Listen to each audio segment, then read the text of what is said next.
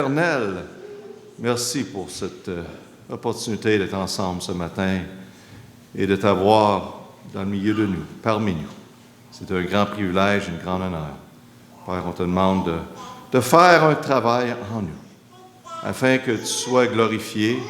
Je te remercie pour tout ce que tu fais tous les jours de nos vies. Toujours présent. Père, merci pour l'opportunité de te connaître et avoir ce merveilleux salut que nous avons en Jésus-Christ. Père, merci pour tous ceux qui peuvent être ici ce matin et tous ceux qui sont à l'écoute de distance.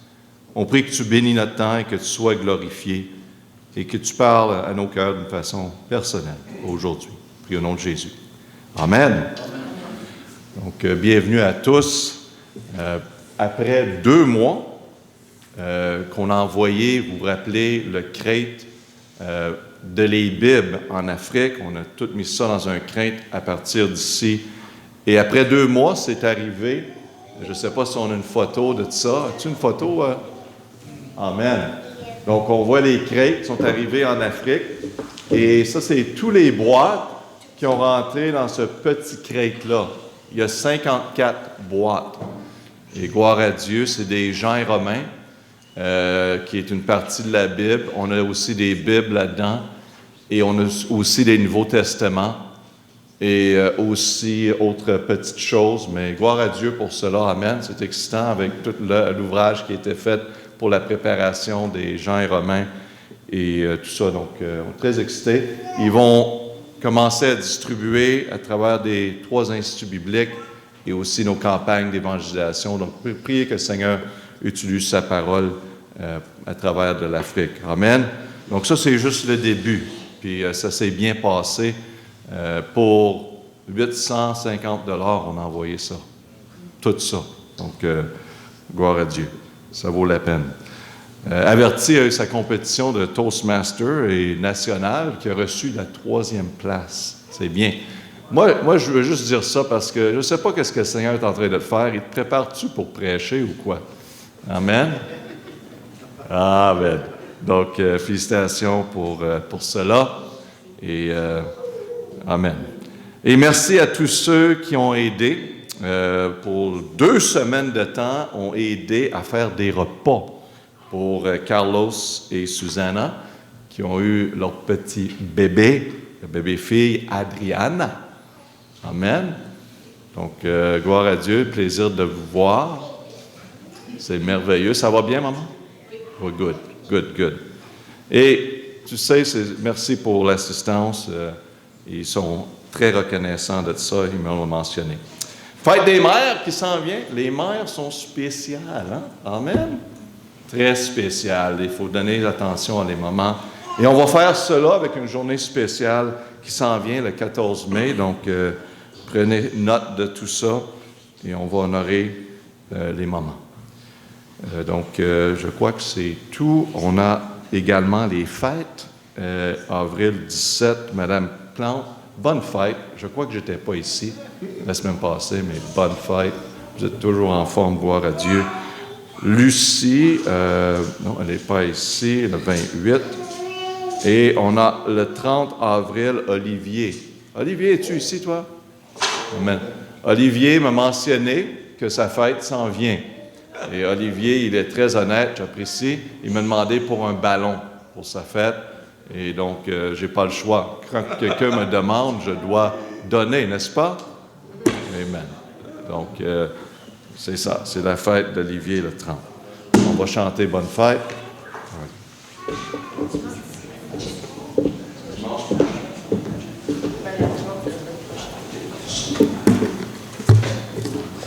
On est déjà commis pour le faire. Anniversaire heureux pour Olivier. Anniversaire heureux, sois fidèle à Jésus, que sa grâce et son amour t'accompagnent toujours. Amen. Tournez maintenant à la page 334. Jésus te confie. 334. On va se lever à nouveau pour chanter au Seigneur.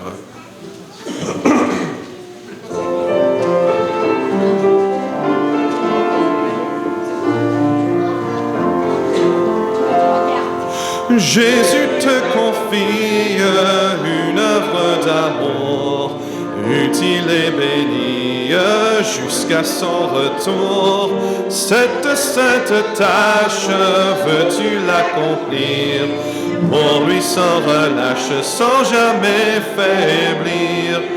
Prie, agis jour après jour, sans broncher, suis ton sauveur avec amour. Sois fidèle, obéissant, et le maître rendra ton travail puissant.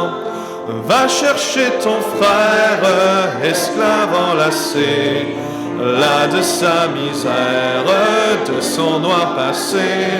Arrache son âme au plaisir trompeur, le salut proclame en Christ ton sauveur.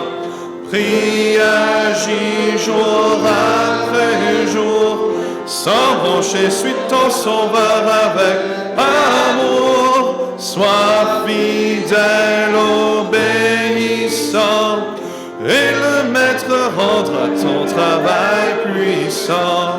Va vers la jeunesse que le tentateur veut leurrer sans cesse, loin du vrai bonheur. Combattant le doute, parle-lui d'amour, montre-lui la route du ciel saint séjour. Prie, agis jour après jour, sans broncher, suis ton sauveur avec amour.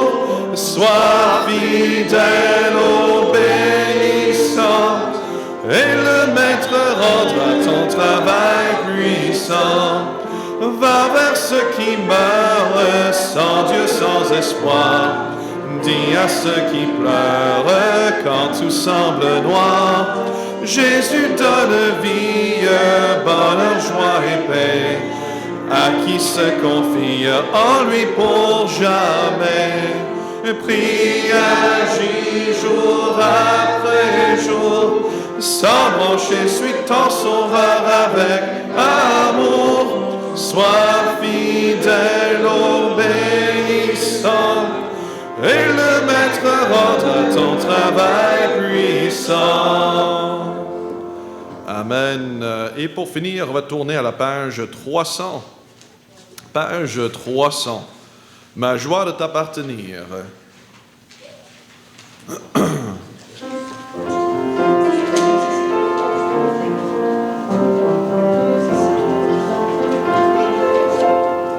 C'est vers toi que je me tourne, je veux marcher dans tes voies.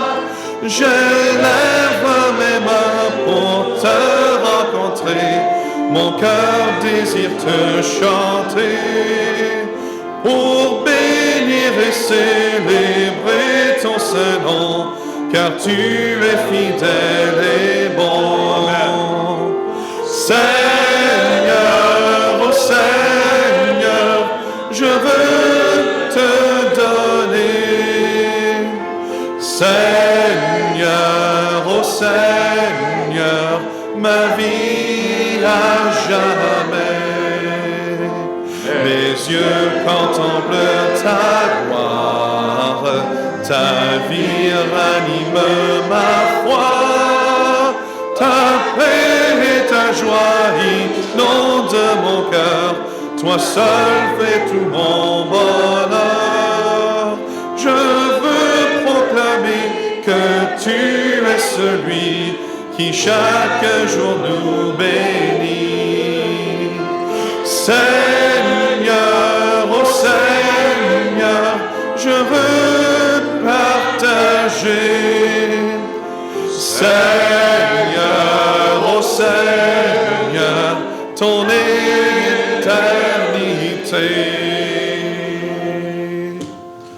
Amen. Vous pouvez vous asseoir.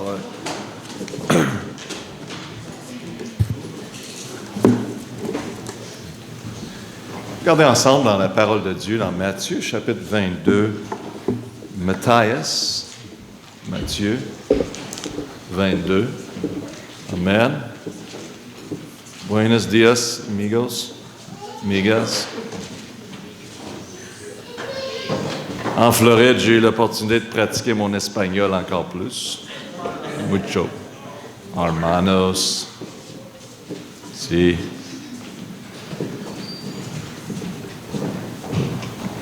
Bientôt, les amis, je vais prêcher en espagnol, puis vous allez regarder les versets en français. Donc, ça va devenir une église espagnole. Amen? Non, c'est pas vrai. Mais je pratique, par exemple. Amen. Je pratique. On n'a jamais fini d'apprendre. Matthieu 22, 35 à 40. La parole de Dieu nous dit, « Et l'un d'eux, docteur de la loi, l'interrogea pour l'éprouver et lui dit, « Maître, quel est le grand commandement de la loi? » Jésus lui dit, « Tu aimerais le Seigneur ton Dieu de tout ton cœur, de toute ton âme et de toute ta pensée. C'est là le premier et le grand commandement. » Verset 39, « Et voici le second qui lui est semblable. Tu aimerais ton prochain comme toi-même. De ces deux commandements dépendent toute la loi et les prophètes. » Dans notre texte, Jésus est demandé par les pharisiens, qui étaient les docteurs de la loi de ce temps. De quel est le grand commandement de la loi?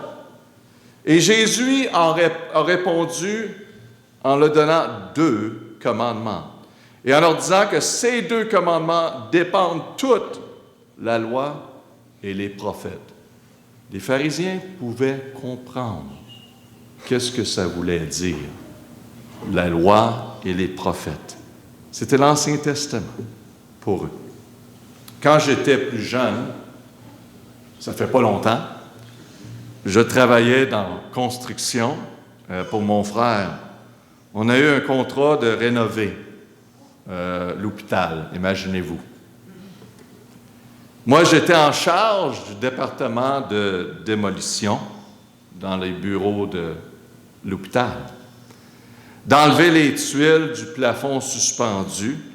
J'ai enlevé certaines tuiles et il y avait des câbles qui tenaient les tuiles, le plafond suspendu, les frames de métal. Et donc, quand j'enlevais les tuiles, il y avait des fils qui tenaient, qui étaient dans les jambes, qu'on peut dire. Donc, j'ai coupé quelques fils parce que je n'étais pas capable d'enlever les tuiles comme il faut. Et bien sûr, j'ai enlevé quelques câbles qui étaient apparemment très importants pour soutenir le toit, le plafond. Donc, le plafond suspendu a tout lâché dans les bureaux principaux et s'est trouvé partout au sol et par-dessus le bureau des secrétaires, imaginez-vous, qui travaillaient encore durant le temps. Donc, personne n'était blessé, gloire à Dieu. Et en plus, vous savez qu'est-ce qui est incroyable? Les secrétaires m'ont remercié. Dit merci, le plafond était vieux et on voulait que ça tombe tout. Donc, le seul remerciement que je n'ai pas reçu, c'est le remerciement de mon frère. Il n'était pas content parce que ce n'était pas dans le contrat de tout enlever ça, vous savez. Donc, tous les câbles qui tenaient le plafond étaient importants pour la stabilité du plafond. Mais en réalité, tout le poids du plafond peut être réduit à quelques câbles importants. Tout le poids du plafond dépendait sur ces câbles. Toute la loi, les 10 commandements, les prophètes et leur enseignement peut être réduit à ces deux commandements, car tout dépend sur ces deux commandements. Ils sont très importants. Et ils sont souvent négligés. Et Dieu a donné à les pharisiens, et il nous donne aussi aujourd'hui, tout un message qui est simple, mais très puissant. que notre relation avec Dieu est évidente par notre amour qu'on a vers lui et vers les autres. Oui, c'est ça. Vers les autres. Parce que vous savez, il savait avec qui il faisait affaire. Il faisait affaire avec les docteurs de la loi, les pharisiens, qui n'avaient pas trop de cœur vers les autres. Il avait la loi. Il l'imposait sur les autres. Mais il manquait le cœur, vraiment une relation vers Dieu et vers les autres. Un peu qu'est-ce qu'on voit dans les jours, ou exactement qu'est-ce qu'on voit dans nos jours maintenant. En d'autres mots, toute la loi dépend sur ces deux commandements. Le premier commandement est vertical, vers Dieu. Et le deuxième, vers les autres, est horizontal. Et Jésus leur enseigne que ce n'est pas un ou l'autre, c'est les deux. Vertical et horizontal, c'est le message ce matin. On va prier notre Père. Te remercier pour ce texte dans les Écritures qui nous aide tellement à voir l'importance de notre relation, premièrement, avec toi. Et on voit l'importance également de ceux qui sont chrétiens, qui ont une relation avec Dieu, d'avoir une relation vers les autres. Bénis notre temps dans ta parole, on prie au nom de Jésus. Amen. Premièrement, on voit le vertical, notre relation avec Dieu. Dans Matthieu 22, 37, il dit, Jésus lui-même, tu aimeras le Seigneur ton Dieu de tout ton cœur, de toute ton âme et de toute ta pensée. C'est beaucoup d'amour, n'est-ce pas? Ça, c'est là le premier et le grand commandement. Également mentionné dans l'Ancien Testament, dans Deutéronome 6, 5, tu aimeras donc l'Éternel ton Dieu, de tout ton cœur, de toute ton âme et de toute force. Qu'est-ce que ça veut dire d'aimer Dieu de cette façon? J'aimerais simplifier ce matin pour nous aider à mieux comprendre. Est-ce que Dieu a mon cœur? Est-ce que Dieu a mon cœur? Est-ce que Dieu a ma vie ou une partie de ma vie ou pas du tout ma vie? Est-ce que Dieu a mes possessions? Les choses qui sont proches de mon cœur? Mes choses! Hein? Je vais vous dire quelque chose. Rien nous appartient. N'oubliez pas ça. Parce que ça va être une vie très difficile pour vous. Rien nous appartient. Donc, si on a quelque chose, on est contenté. On est contenté. Malheureusement, dans nos pays ici autour, Canada et les États-Unis, on a tellement d'abondance, n'est-ce pas? Hein, on a tellement qu'on n'a jamais assez.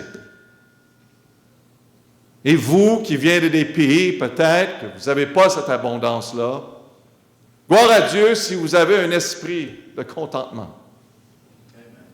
C'est évident souvent dans les conversations, quand je parle à des personnes.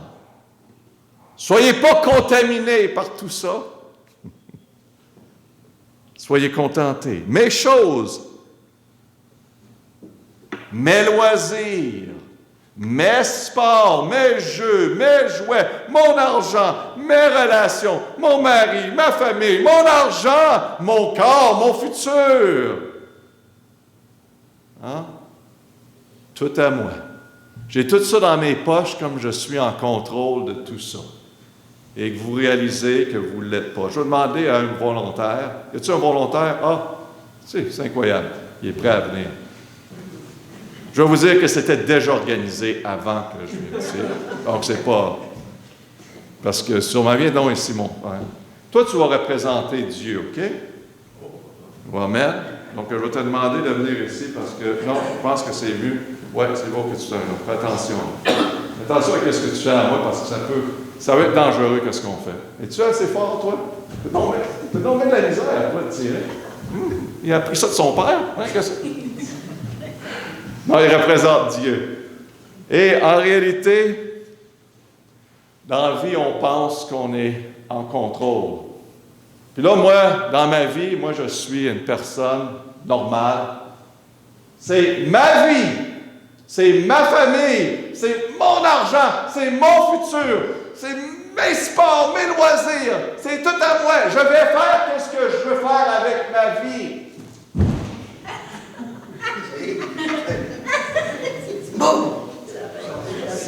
Merci Dieu. Merci Dieu. Merci Dieu. Je peux t'asseoir. Bon, t'es pas trop gentil. Mais la réalité, mes amis, c'est exactement ça. Vous voulez crier, vous voulez avoir toute votre vie, vous voulez être en contrôle, en charge de votre vie. Dieu dit, garde, je suis ici pour t'aider. Tu veux, vas-y, je te laisse aller. Et le monde sont misérables aujourd'hui. Et Dieu est encore là. C'est pas que Dieu il a fini avec nous autres. Il est encore là, mais quand tu es prêt, je suis ici, te reprendre. Et on réalise dans la vie, vous l'avez vu, vous avez des membres de votre famille, vous avez des amis qui vivent des moments difficiles, puis qui veulent tenir à tous leurs droits et sont misérables. Et je vais vous dire, quand on est misérable, c'est quand on dit, c'est à moi, c'est tout à moi, c'est ma vie, je t'en charge, personne ne va me dire quoi. Et on réalise où que ça nous apporte. Le premier commandement est très clair, tu aimerais le Seigneur ton Dieu de tout ton cœur, de toute ton âme et de toute ta pensée. La question à se demander, est-ce que Dieu est premier au-dessus de tout? Est-ce que ce verset est le désir de notre cœur chaque jour de notre vie, que Dieu, qu'on l'aime de tout notre cœur, de toute notre âme et de toute notre pensée? Je vais vous donner une vraie histoire. Et j'espère que vous êtes capable de comprendre. Une vraie histoire en 1924. Il y avait 2 athlètes de course olympiques qui ont été sélectionnés pour les Jeux olympiques pour représenter la Grande-Bretagne à Paris en 1924. En embarquant sur le bateau pour la France, pour les Jeux olympiques, Éric Liddell, c'était son nom, découvre que les manches pour sa course du 100 mètres aura lieu un dimanche. Comprenez? C'était un défi. Il a refusé de courir la course, malgré la forte pression du prince et du comité olympique britannique, car ses convictions chrétiennes l'empêche de courir le jour du sabbat. Bougé par ses convictions, son coéquipier, Abraham, a proposé de donner à Liddell sa place pour le 400 mètres. Donc, imaginez-vous, ils sont prêts, son ami Abraham, il dit, garde, moi, je vais courir le 100 mètres, mais jeudi, le 400 mètres, je te donne. Imaginez-vous, mes amis, c'est les Olympiques. Vous avez entraîné toute votre vie pour cela, pour la course du 100 mètres, et un moment après l'autre, vous allez changer pour le 400 mètres à cause du Seigneur. Ça vaut la peine, je pense. Vous vous souvenez quand Jésus a dit à ses disciples, « Suivez-moi », vous vous souvenez? « Et je vous ferai pécheurs d'hommes. » Les disciples, là, toute leur vie, la seule chose qu'ils savaient, c'est de pécher. Pécher. Ils gagnaient leur vie avec ça. C'était leur vie, c'était très important. Et Jésus arrive et dit, « Suivez-moi ». Ils laissent tout à terre et ils s'en vont suivre Jésus. Wow! Un peu qu'est-ce qui se passe ici. Les convictions bibliques de Liddell ont fait les nouvelles à travers de ce monde. Ce dimanche-là, Liddell n'était pas en train de courir. Il était à l'église, il était un prêcheur. Il termine son message, Ésaïe 40, 31. Mais ceux qui s'attendent à l'Éternel reprennent des nouvelles forces. Les ailes leur reviennent comme aux aigles. Ils coururent, ils ne fatiguent point, ils marcheront et ne laisseraient point. Avant la course a commencé, l'entraîneur américain remarque à ses coureurs que Liddell a peu de chances de bien réussir la course du 400 mètres. En voulant dire que c'est impossible parce qu'il n'y a pas à s'entraîner pour cette course. Mais l'un des coureurs américains, on parle d'un compétiteur, les amis, OK? Le compétiteur, il va lui donner une note. Et la note est écrite dessus, 1 Samuel 2,30. Ah, 1 Samuel 2,30, s'il vous plaît. J'honorerai ceux qui m'honorent. J'honorerai ceux qui m'honorent. Donc, Liddell bat le favori américain et remporte la médaille d'or. Incroyable histoire. Mais le point ici, c'est que Liddell avait donné son cœur à Dieu.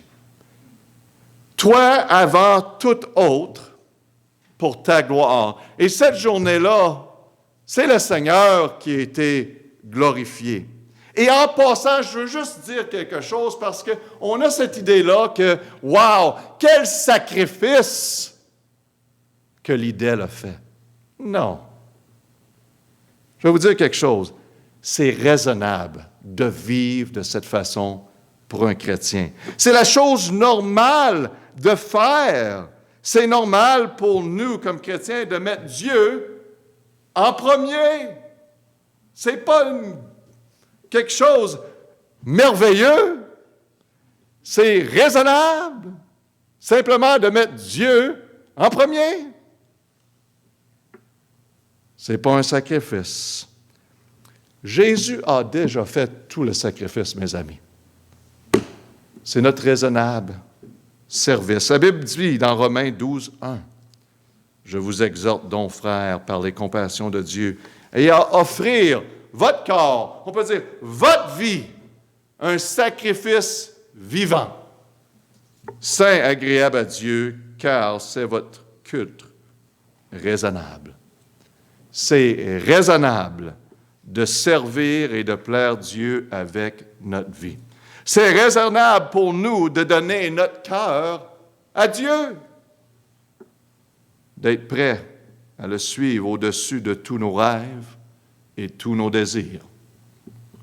Tous nos rêves et tous nos désirs. Tu sais, il y a des personnes qui disent, « Pasteur, tu sais, je suis en conflit. Il y a certaines choses que je veux accomplir, je veux bâtir. » Merveilleux. C'est bien.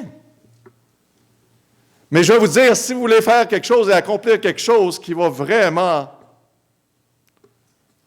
avoir un impact spirituel, Dieu doit être priorité. Jésus leur dit, le premier commandement, c'est Dieu. Je vous demande, comment est votre relation avec lui? Est-ce qu'il y a tout votre cœur? Les pharisiens étaient religieux. Leur religion était basée sur les choses qu'ils faisaient et qu'ils ne faisaient pas. Pas un cœur vers Dieu.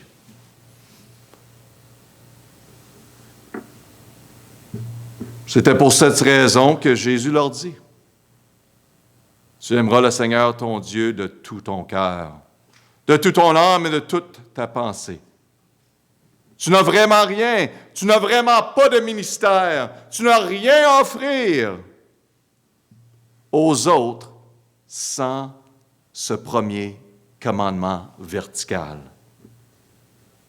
Numéro 2, on a la relation horizontale vers les autres. Matthieu 22, 39 nous dit, « Voici le second qui lui semblable. Tu aimerais donc ton prochain comme toi-même. » Tout un défi, n'est-ce pas? Amen. Tout un défi. Amen. Parce que des fois, on n'est pas trop aimable. Hein? Des fois, c'est les membres de la famille qui ne sont pas trop aimables.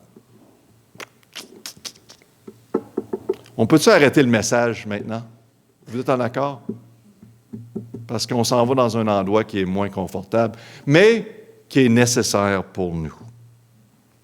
Lévitique 19, 18, « Tu aimeras ton prochain comme toi-même. » Cela signifie que de la même manière que nous prenons soin de nous-mêmes et que nous soucions de notre propre intérêt, nous devons prendre soin et nous préoccuper des intérêts des autres.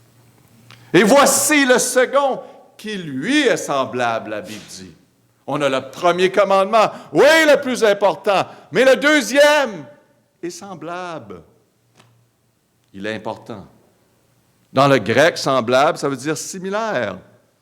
Dans le sens qu'ils sont inséparables, les deux sont importants.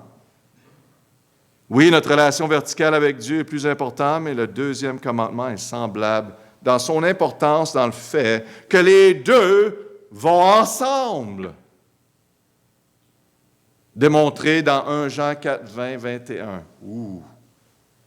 Si quelqu'un dit « J'aime Dieu » et qui haït son frère, c'est un menteur, car celui qui n'aime point son frère, qu'il voit, comment peut-il aimer Dieu qu'il ne voit pas? Et nous tenons ce commandement de lui, que celui qui aime Dieu aime aussi son frère. J'aime Dieu. Amen. Ça, c'est plus facile à dire. Hein? I love you, Jesus. Amen. Amo a Jesus. Amen. Comprenez? Non? Je vais à l'église, je prie, je sers, mais j'aime pas mon voisin. J'aime pas ceux proches de moi. J'aime pas ceux que Dieu a mis dans ma vie. J'aime pas ma famille, ma femme, mon mari. J'aime pas mes enfants. J'aime pas certains à mon travail. Ouch. J'aime pas certains à l'église. Hein? Basé sur la parole de Dieu, si l'horizontal n'est pas réglé, si l'horizontal n'est pas réglé, ou qu'on a de l'amertume, la haine, l'envie, la jalousie, ça veut simplement dire qu'il y a un problème vertical. Amen. Vous pouvez l'envaler. Ça fait du bien. On pense qu'on peut être un témoignage et la lumière de ce monde, et on se demande pourquoi le défi est tellement que le monde dit « Si c'est ça d'être chrétien, je ne veux pas aller à l'Église, je ne veux rien faire avec Dieu, parce que regarde ceux qui se nomment chrétiens. » N'est-ce pas? N'est-ce pas?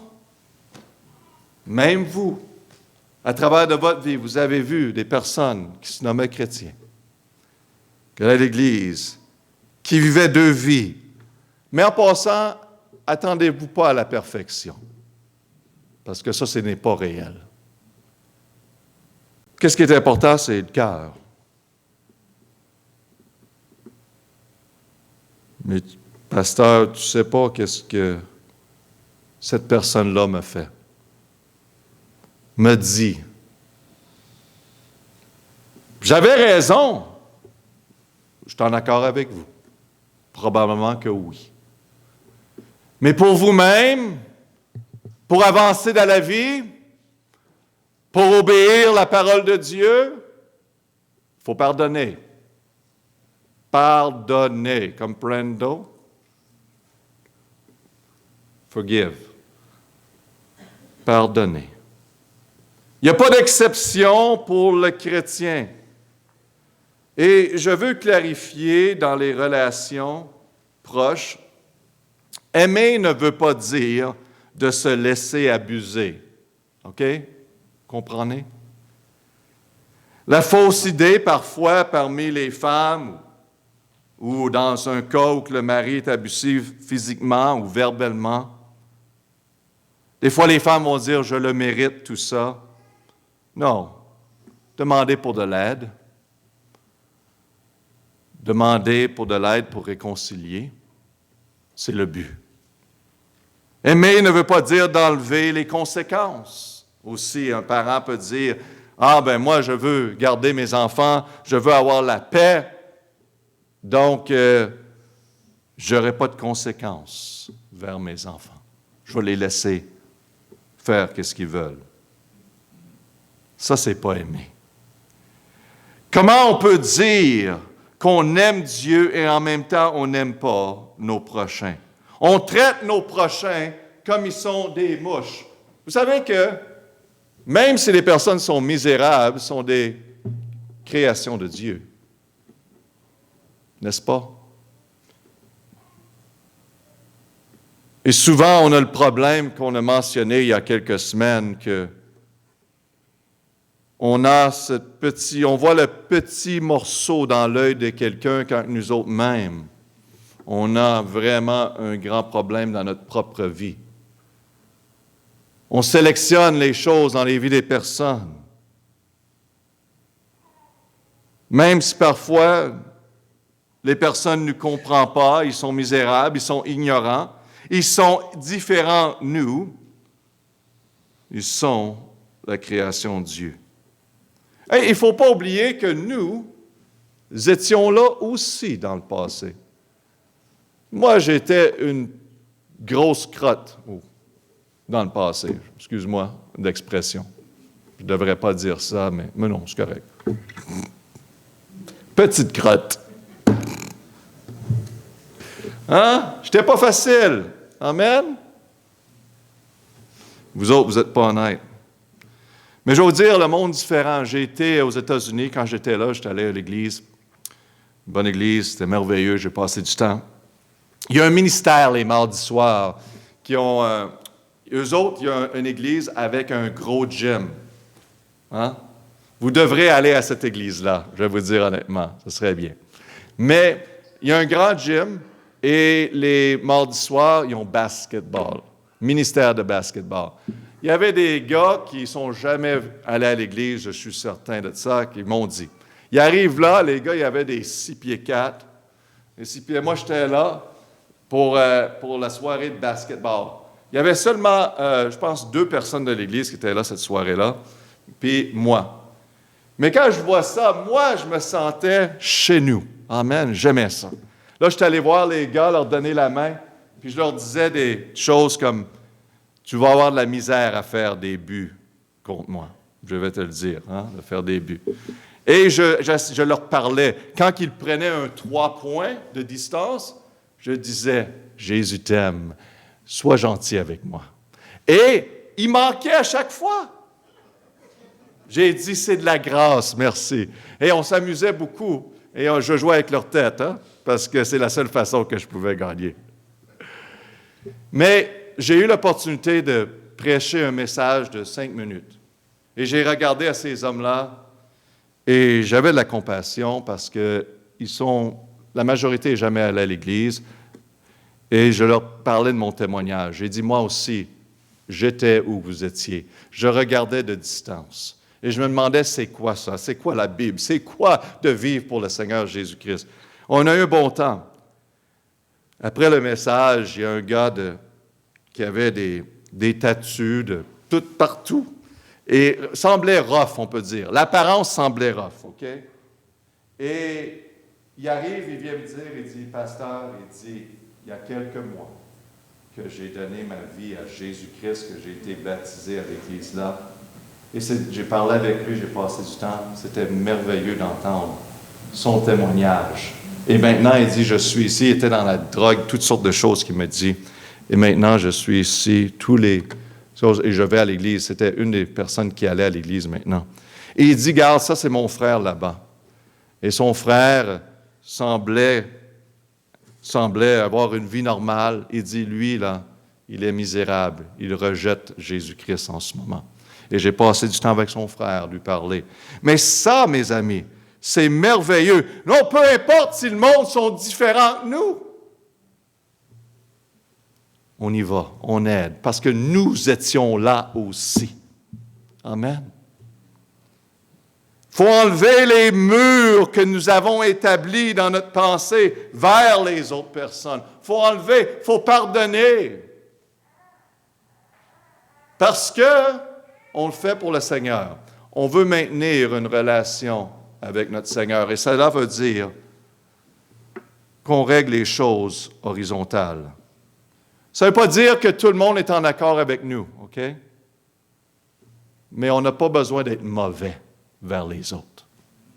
On n'a pas besoin de les rejeter puis les faire sentir comme s'ils n'ont pas de valeur, sont rien, parce qu'ils sont différents.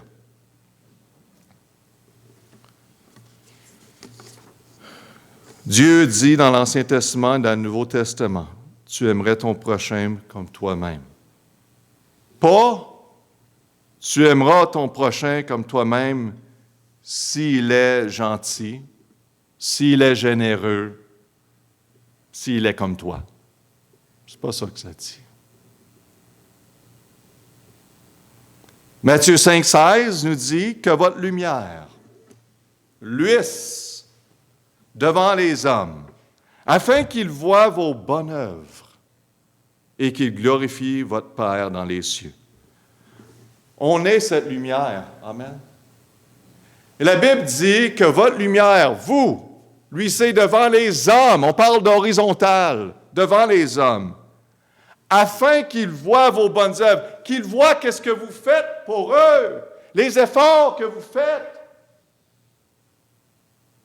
Honnêtement, dans ma vie où je suis, quand quelqu'un soit que je suis en public, puis il démontre des manifestations qui sont assez, je dis, pas gentilles, méchantes, à moins qu'il y ait un fusil dans les mains, là, je vais être attiré pour voir qu'est-ce qui se passe dans leur vie, si je peux les aider. Parce que le monde sont frustrés. Le monde sont perdus. Ils ont besoin de direction. Et c'est à nous de leur donner des directions. Tu dis, pasteur, je ne sais pas toute la parole de Dieu. Non, vous n'avez pas besoin. Vous avez besoin de donner votre cœur. Écoutez, je suis ici pour vous. Je peux faire quelque chose pour vous?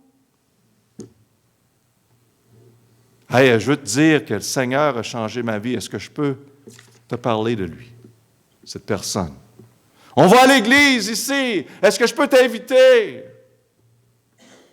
Ah, il y a beaucoup de choses qu'on peut faire afin qu'il soit glorifié. C'est ça que ça dit. On maintient cette relation, on est un bon témoignage afin qu'il soit glorifié.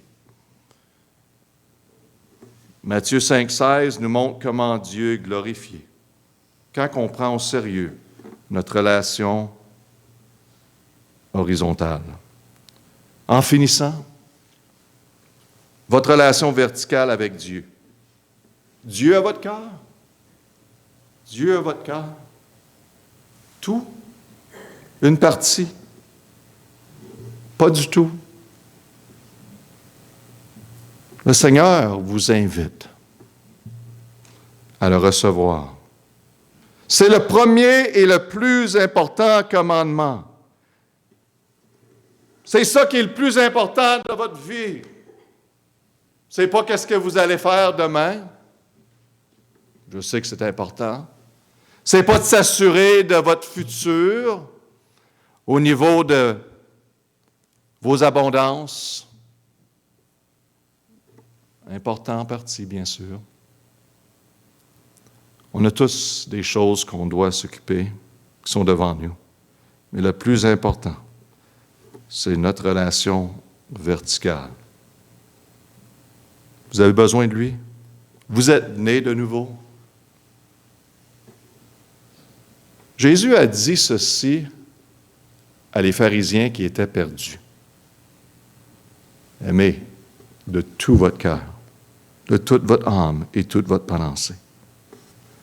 Votre relation horizontale vers les autres, vers vos parents, vers ceux proches de vous, vers vos ennemis.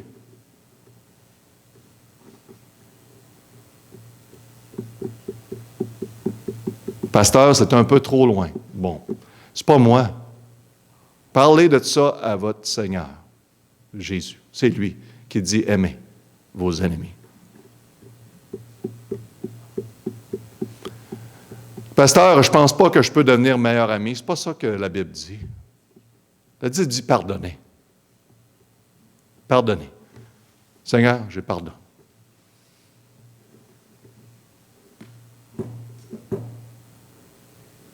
Ah, je peux aimer Dieu, il n'y a pas de problème. Mais, pasteur, les autres, là, non, j'ai trop de conflits. Mais la Bible le dit bien, mes amis, dans Jean. Si tu dis que tu haïs Dieu, si tu dis que tu haïs les autres, tu n'es pas en règle avec Dieu.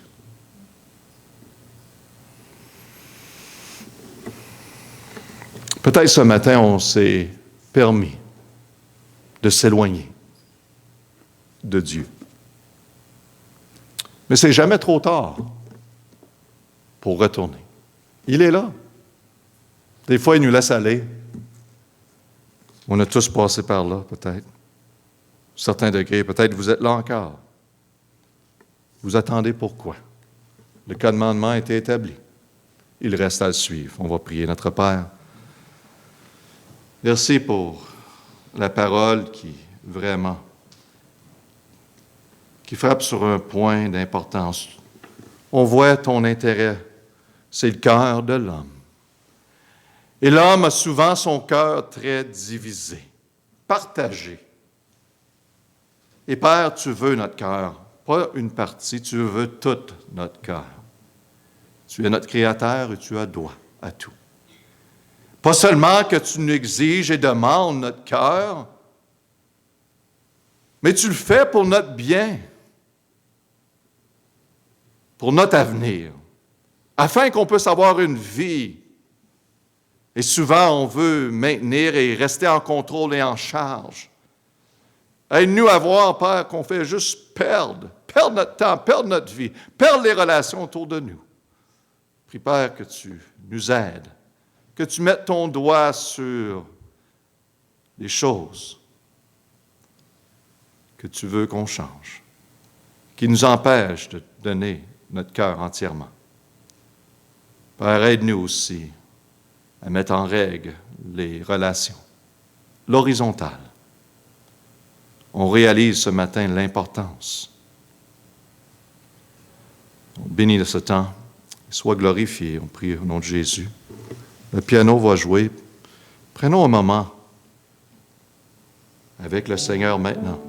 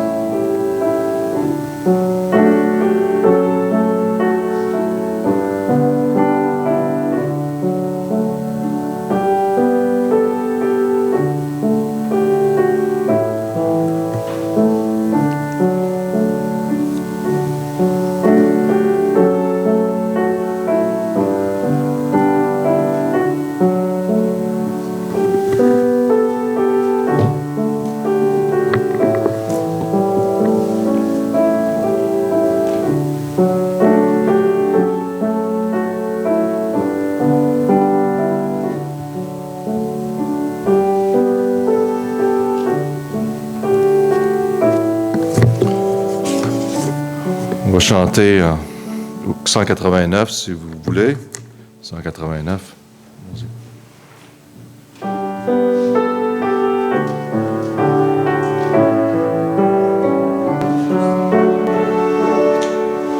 Cherchez d'abord le royaume de Dieu et sa justice.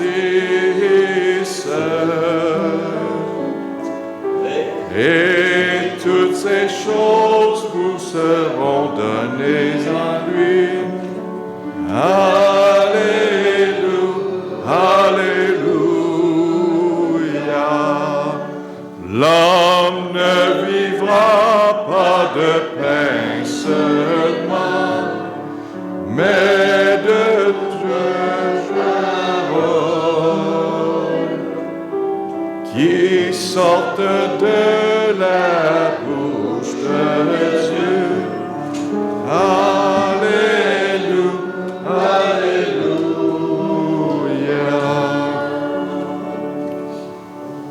Amen. J'aimerais dire qu'il y a tellement d'importance pour votre famille, pour votre vie, de prendre au sérieux, de mettre les choses à l'horizontale, en règle, le mieux que vous pouvez. Si ça prend de prendre le téléphone ou d'écrire une lettre ou maintenant un texte, un email, ça peut vraiment changer votre vie. Vous ne le savez pas. Dis, pasteur, tu ne sais pas. Je comprends. Je comprends avec vous. Je comprends. C'est dur, c'est horrible, c'est terrible. Mais pour vous-même, et pour votre famille, et pour vos enfants, et surtout pour votre Dieu, faites-le. Et tombez en amour avec votre Seigneur. Dis, pasteur, oui, je m'éloigne. Il est là. Tombez en amour. Donnez-vous à lui. Amen. Pour savoir. Si vous avez des questions, n'hésitez pas avec votre relation. Si vous n'êtes pas certain d'être né de nouveau, s'il vous plaît, parlez-en. Ça me ferait plaisir de vous montrer dans les Écritures. Passez une belle journée. Amen. Dans le Seigneur. Restez autour. On va parler, jaser. Vous êtes toujours les bienvenus.